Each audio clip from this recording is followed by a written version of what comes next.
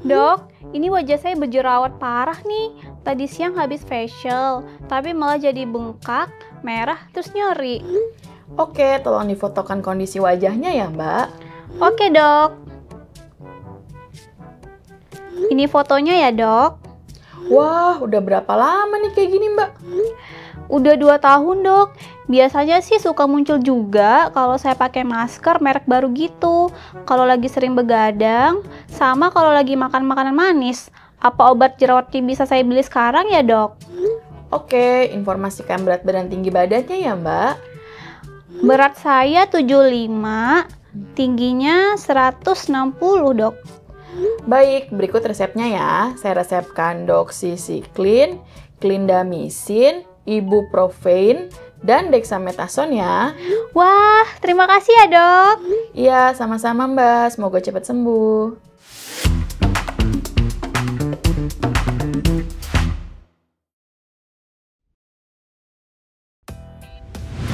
Halo dokter, hari ini kita akan membahas sebuah kasus yang sering banget kita temuin, yaitu jerawat. Kasus ini kelihatannya biasa, namun ada hal krusial yang bisa luput dari perhatian kita, yaitu penggunaan obat-obatan dan edukasi yang tidak tepat. Jadi ceritanya ada pasien dengan keluhan jerawat nodulokistik yang parah sejak 2 tahun yang lalu. Ia juga mengalami peradangan akut, bengkak, dan nyeri pasca facial. Pasien juga punya riwayat sering bergadang dan suka makan makanan yang manis. Nah, untuk menata laksana pasien ini, kita mesti gimana? Yang pertama, kita perlu melakukan grading akne untuk menentukan pilihan terapi yang tepat. Grading akne adalah langkah pertama yang krusial sebelum menentukan terapi.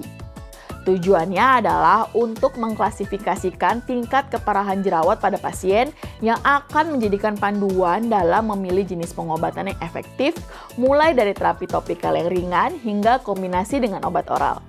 Investigator Global Assessment atau IGA adalah scoring yang paling sering digunakan. Pedoman ini merekomendasikan penggunaan skala 5 poin untuk mengukur tingkat keparahan dari 0 sampai 4. Bersih atau clear, hampir bersih, ringan, sedang, dan berat. Grading yang tepat menjadi kunci untuk menentukan terapi yang paling efektif. Nah, kalau keluhan dan foto pasien yang kita dapatkan tadi, lesinya berupa nodul, papul, dan pustul yang disertai peradangan hebat. Jadi, kita dapat mengkategorikannya sebagai akne derajat sedang hingga berat. Kalau udah tahu grading aknenya, sekarang baru deh kita bisa kasih terapi buat pasien. Berdasarkan pedoman The American Academy of Dermatology, tata laksana akne melibatkan beberapa pilar terapi, yaitu terapi topikal dan juga terapi oral. Untuk terapi topikal, pedoman AAD merekomendasikan terapi multimodal yang menggabungkan beberapa mekanisme kerja untuk mengoptimalkan efektivitas dan mengurangi resiko resistensi antibiotik. Yang bisa dikasih itu adalah retinoid topikal dan benzoyl peroxide. Retinoid topikal dianggap sebagai landasan terapi akne yang bekerja sebagai komedolitik dan antiinflamasi serta membantu pembersihan jerawat dalam jangka panjang. Penggunaan benzoyl peroxide bersamaan dengan antibiotik oral sangat direkomendasikan untuk mencegah resistensi antibiotik. Efek samping umum dari retinoid topikal bisa berupa sensasi terbakar, kulit kering, kemerahan, atau pengelupasan. Pasien harus diedukasi untuk menggunakan pelembab non-komedogenik bersamaan dengan retinoidnya, supaya mengurangi efek samping yang dirasakan. Nah, untuk terapi oralnya, kita bisa kasih beberapa obat nih. Yang pertama, antibiotik oral seperti doxycycline. AAD memberikan rekomendasi kuat untuk penggunaan doxycycline. Tapi, penggunaan antibiotik sistemik harus dibatasi bila memungkinkan supaya mengurangi resiko resistensi. Durasi penggunaan antibiotik oral ini harus sesingkat mungkin. Idealnya tidak lebih dari 3-4 bulan. Antibiotik oral juga tidak boleh digunakan sebagai monoterapi. Harus selalu dikombinasikan dengan BP dan terapi tropikal lainnya. Yang kedua, isotretinoin. AAD merekomendasikan isotretinoin sebagai terapi untuk akne berat, akne yang menyebabkan tekanan psikososial atau jaringan parut, atau akne yang tidak merespon pada terapi standar. Selain itu, kita juga bisa berikan kortikosteroid intralesi. Penggunaan injeksi kortikosteroid intralesi, misalnya triamcinolone, direkomendasikan sebagai terapi tambahan untuk nodul atau papul yang besar, terutama untuk mencegah jaringan parut atau untuk perbaikan yang cepat. Jangan lupa, lengkapi tata laksana dengan melakukan edukasi dan intervensi gaya hidup pasien, seperti modifikasi diet. Sarankan pasien untuk mengurangi konsumsi makanan yang tinggi glikemik dan produk susu.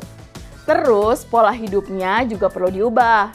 Tekankan pentingnya tidur yang cukup untuk mengurangi hormon stres atau kortisol.